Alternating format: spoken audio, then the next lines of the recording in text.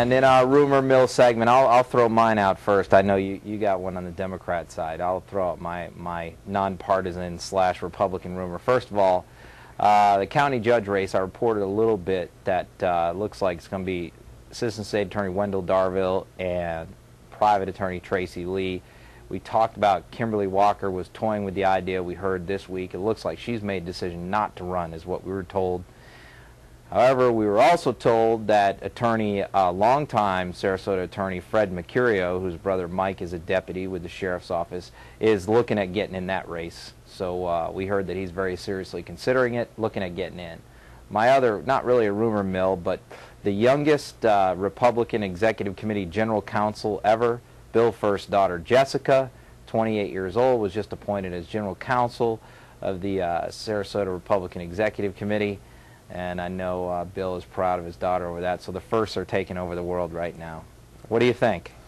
Hey, you got to go with it. But the rumors are out there. Give me your rumor. Give me your rumor. Well, what do you got on the Democrats? You know, this is more than a rumor. I came here today prepared for the rumor, but I confirmed the rumor. So this is breaking news in Sarasota County.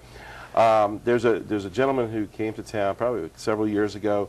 William Myers, great person. He worked somewhat on my campaign, got me some information on how to run a campaign. He's a former congressional candidate out of Iowa, ran a great race up in Iowa, knows the political climate, former Marine, and I know that would be right up your alley.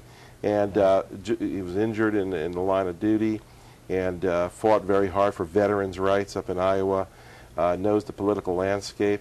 And I called him because I had heard a rumor that he was going to be interested in running for Kathy Dent's seat, the supervisor of elections, always a hot seat. Wow. And today I called him, and he's going to do it. He's going to throw his name in the hat.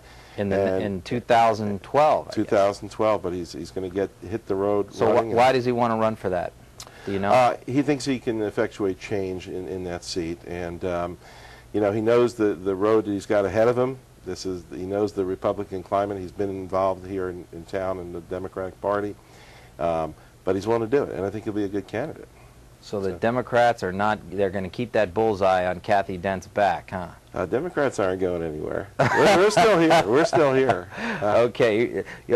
What do you think about the county commission races? We could have some in 2010. Are the Democrats going to field any candidates for that? Have you heard? Oh, absolutely. I absolutely think that the Democrats are here. It's going to be a two-party system, and I think they've established that here in Sarasota County. There were a lot of success. I mean, John O'Miller going to run again?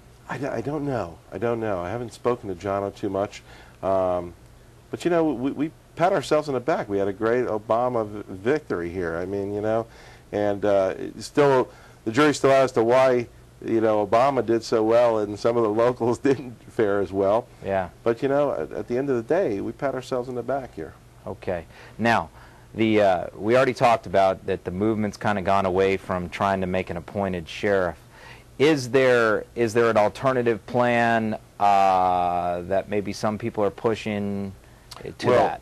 Yeah, there is, and I think you're starting to see some of the foundation laid countywide for that, where they want to move away from the bipartisan constitutionally elected seats, sheriff included, obviously, to move away and not have the Democratic-Republican. Unfortunately, I think, you know, your Republican Party is not going to be holding and flying the banner anytime soon on that. Yeah, no way. You know, I'd be more in favor of it, tell you the truth. You mean to have all the constitutional officers be nonpartisan? Nonpartisan, yeah. And when you think about it, you know, especially in the race with the sheriff, the one I'm most familiar with, you know, I'll put a Democrat in jail the same way I will a Republican. I mean, at the end of the day, it's not about the party, it's about what's going on in town here. But I understand that the money raising was tough, you know, and so this is a tough county to raise money in if you're a Democrat. All right. Now, we were both at Tiger Bay this week, and you can sometimes pick up some news at Tiger Bay. One thing we learned from Bill First, our new property appraiser, is that a question was asked of him, any surprises when you took office, and his surprise was that no document had been thrown out since 1941. They have a massive warehouse in the property appraiser's office with all the documents going back to 1941. I called him this week and asked him, why is that none of his predecessors had thrown away any documents? Apparently there's some red tape that you have to go through to do it, but I guess he's in the process of throwing out all these documents, and he's back to about 1970. I wonder if they could make a new jail up there. I mean, we got a lot of space now, don't we? Can you believe that, though? That was incredible.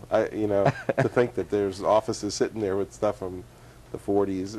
Just documents of the 40s. All right, well, let's move on. Let's move on to state politics here. Republicans in trouble all over the place here. Ray Sansom, the Speaker of the House, gets knocked out for his teaching position or his dean position at the college after getting him some grant money. Yeah.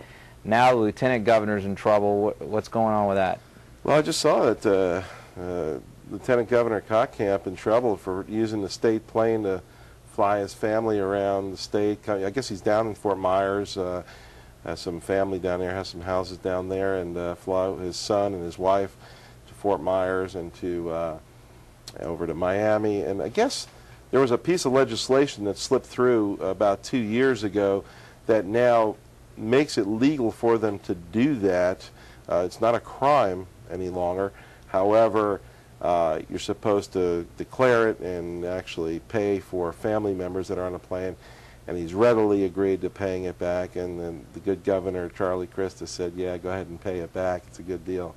All right, well, let me ask you about Charlie Crist, because I want to talk about his deal with State Farm, or his war with State Farm, which is also in the news this week. But just in general, what do you think about Charlie Crist?